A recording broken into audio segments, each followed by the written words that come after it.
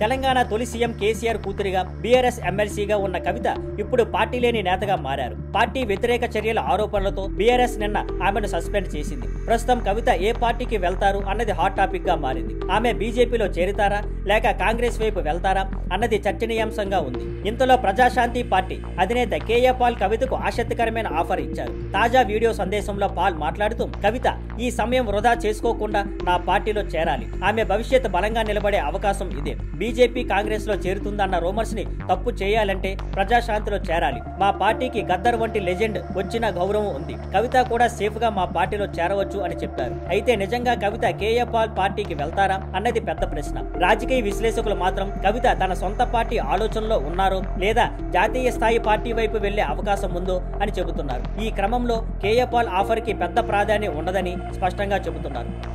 Thank you for watching. Please like, share and subscribe.